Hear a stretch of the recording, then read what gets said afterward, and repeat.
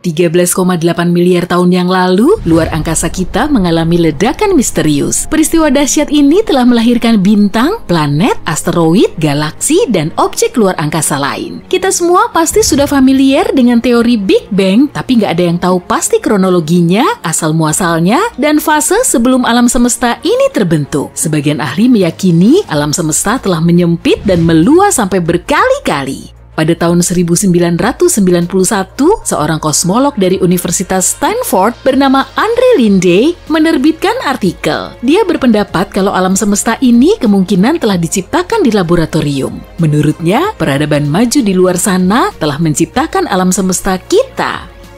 Peradaban ini menghasilkan kosmos baru yang kemudian membentuk planet, bintang, dan makhluk hidup cerdasnya. 30 tahun kemudian, banyak ilmuwan mulai mempertimbangkan teori Andre. Mereka juga membahas hal-hal yang bisa kita lakukan untuk mencapai peradaban maju.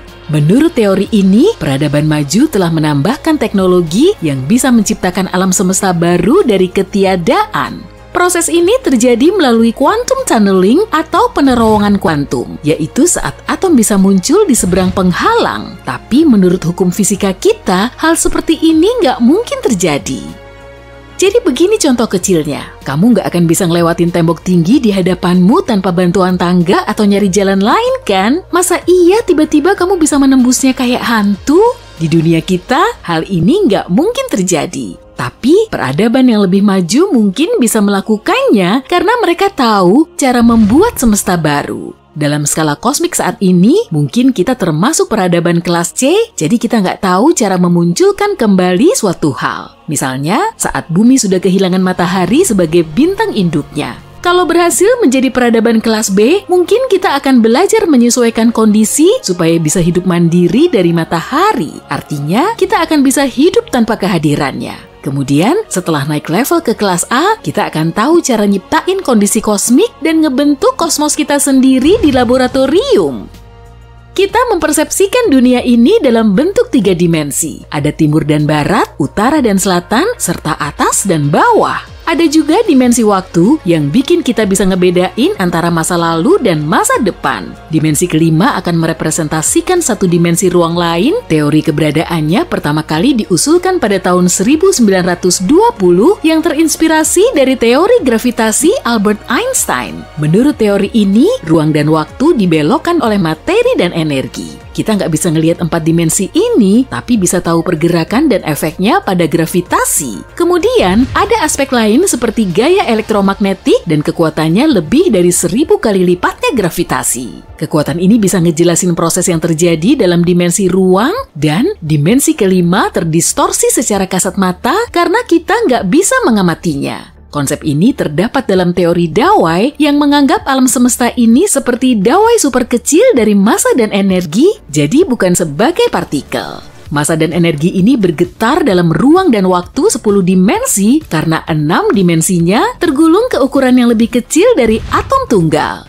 Dengan begini kita bisa menganggap alam semesta seperti pulau 3D yang melayang-layang dalam ruang dan waktu 10 dimensi. Selain itu, dimensi kelima mungkin bisa jadi penjelasan yang sangat pas agar kita lebih memahami soal materi gelap. Materi tak kasat mata ini punya massa, tapi kita nggak bisa melihatnya. Materi biasa juga nggak bisa berinteraksi dengannya. 85% dari total materi di alam semesta kita ini terdiri dari materi gelap. Karena nggak cuma diam, alam semesta terus bergerak dengan menyempit atau meluas. Dulu, galaksi kita diperkirakan cuma ada 100 miliar, tapi ternyata ada lebih dari 1 triliun. Semua galaksi ini terus menjauh, makanya para ilmuwan menyatakan kalau alam semesta ini terus mengembang. Ada ruang hampa di sela-sela galaksi yang jaraknya bisa mencapai jutaan tahun cahaya. Kelihatannya sih kosong, tapi di situ kemungkinan ada lebih banyak materi daripada di dalam galaksi.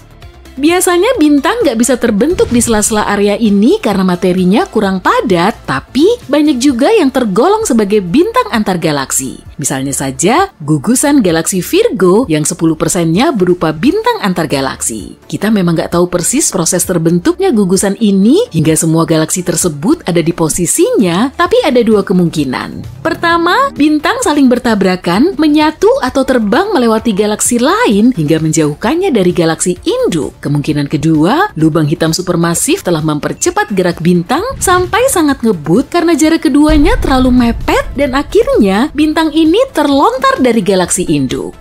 Dengan magnet raksasa, kita bisa menarik objek lain dari lubang hitam. Tapi syaratnya, medan magnet di dekat lubang hitam supermasif ini sekuat medan gravitasi lubang hitam. Skenarionya akan berlainan kalau materi ini telah melewati horizon peristiwa lubang hitam. Gaya gravitasi di sini sangat kuat, sampai-sampai cahaya pun nggak akan bisa lolos dari jeratnya. Untuk menjauh dari situ, materi ini perlu bergerak minimal sengebut kecepatan cahaya. Jadi energinya harus sangat banyak, tapi kita bisa memanfaatkan magnet kalau suatu objek hampir masuk ke lubang hitam. Dalam bayanganmu, lubang hitam mungkin seperti hamparan ruang hampa di luar angkasa, tapi Bima Sakti kemungkinan besar dipenuhi ribuan lubang hitam kecil yang melayang-layang di sekitarnya. Saat mati, bintang akan menghancurkan dirinya dalam ledakan supernova. Dalam peristiwa ini juga terjadi bencana energi. Selama ledakan, inti bintang akan sangat padat hingga materi di dalamnya nggak bisa keluar sama sekali. Sementara itu, bagian utama dari bintang meledak keluar dan sebagiannya runtuh ke dalam lalu menghasilkan lubang hitam. Makin besar bintangnya, makin besar juga lubang yang dihasilkan. Lubang hitam ini kemudian menelan semua objek yang mendekat, termasuk bintang lain. Saat tersedot ke lubang hitam, bintang akan runtuh karena pengaruh gravitasi kuat. Sebagiannya jatuh ke dalam lubang hitam, dan sebagian lainnya terlontar keluar dengan kecepatan tinggi.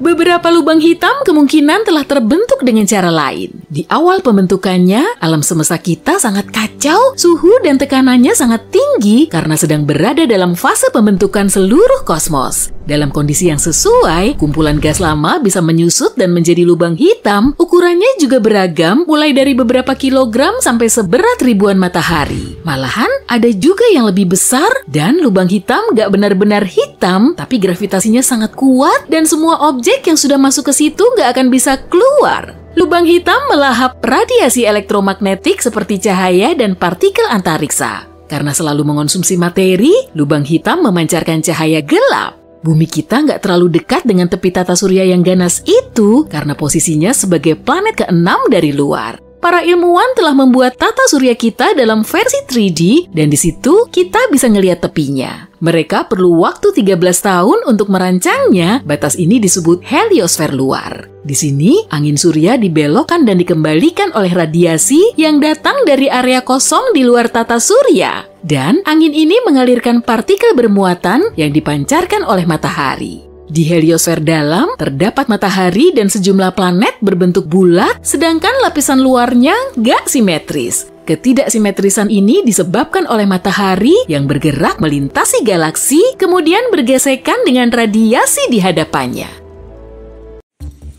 Lubang hitam mengoyak bintang-bintang raksasa. Bintang pulsar berputar luar biasa cepat dan memancarkan energi yang kuat. Nebula warna-warni dengan kembang api bintang yang baru. Galaksi dengan berbagai warna dan ukuran. Semua ini ditemukan dalam jagat raya kita. Tapi jagat raya tidaklah tanpa batas. Semesta punya batas, semacam dinding, dan di luarnya ada ketiadaan mutlak. Saat ini kita akan mengadakan perjalanan menuju dinding itu. Tapi pertama-tama, alam semesta kita seperti boneka Matryoshka. Kalau kamu membukanya, ada yang lebih kecil di dalamnya, yaitu galaksi. Di dalam galaksi ada boneka yang lebih kecil lagi, yakni tata surya kita, dan boneka terkecil adalah bumi. Masing-masing boneka ini punya batas yang akan kita lewati. Untuk itu, kita butuh pesawat antariksa yang besar. Pesawat ini juga harus bisa bergerak 100 kali lebih cepat dari kecepatan cahaya. Kamu memasuki pesawat dan menyalakan mesinnya. 100 km di atas permukaan laut adalah perbatasan pertama kita. Itu 10 kali lipat ketinggian terbang pesawat penumpang. Titik ini disebut garis Kármán. Garis ini memisahkan atmosfer bumi dengan luar angkasa. Sekarang kita terbang lebih jauh menuju tepi tata surya. Kita menyalakan mode hyperdrive dan terbang melintasi Mars, Jupiter, Saturnus, Uranus, dan Neptunus. Kita menempuh jarak 100 unit astronomi. 1 UA setara jarak dari bumi ke matahari, dan inilah batas tata surya kita, heliosfer. Di sini, kecepatan angin surya turun dengan cepat. Pertama, angin turun dari 1.000.000 km per jam menjadi setara kecepatan suara. Lalu ada lapisan yang disebut heliopause. Disinilah angin surya hampir lenyap. Lalu, pesawat kita mengalami gelombang haluan. Disinilah kita merasakan angin antar bintang yang bertabrakan dengan batas tata surya kita. Saat melewati batas ini, kamu berada dalam kegelapan ruang antar bintang. Dan di sini, kamu bisa menemukan 2 objek buatan manusia yang melakukan perjalanan ini untuk pertama kalinya dalam sejarah, Voyager 1 dan Voyager 2. Voyager 1 melintasi perbatasan itu pada tahun 2004. Voyager 2 melakukannya di tahun 2007. Probe antariksa ini mengungkap bentuk heliosfer tidak bulat sempurna di sekeliling matahari. Batas selatannya 10 UA lebih dekat ke matahari dibanding batas utaranya. Nah, kita sedang bergerak di ruang antar bintang dan akan segera mendekati dinding batu di sekeliling tata surya kita. 200.000 UA ke depan, dan inilah dia. Dinding batu ini adalah awan Oort. Sebenarnya, ini adalah kumpulan asteroid yang mengelilingi dunia kita. Para ilmuwan berspekulasi awan Oort mungkin adalah sumber komet dan meteorit yang jatuh ke bumi. Tapi batuannya sangat jarang sehingga kita bisa terbang dengan mudah di sela-selanya. Sekarang kita berada dalam kegelapan total. Lebar Bima Sakti sekitar 106.000 tahun cahaya. Akan butuh miliaran tahun untuk menempuh jarak itu dengan roket konvensional. Tapi kamu terbang dengan kecepatan maksimal. Dengan piawai, kamu melewati berbagai bintang dan planet seolah-olah berada di arena balap. Dan dalam beberapa menit kamu sampai di tepi galaksi kita. Tidak ada lagi angin antar bintang. Yang kamu lihat hanya titik-titik terang di kejauhan. Titik-titik ini adalah galaksi besar. Kita harus melihat peta untuk membuat rute ke ujung alam semesta. Kamu ada di sini, di dekat galaksi Bima Sakti. Ini adalah bagian dari gugusan galaksi yang dinamakan Super Gugus Laniakea. Objek raksasa ini seperti jalan kecil di kota besar. Kalau diperkecil, kita akan melihat Super Gugus Centaurus Hydra. Ribuan galaksi di peta tampak seperti titik-titik kecil. Zoom out sampai maksimal. Inilah alam semesta kita yang bisa diamati.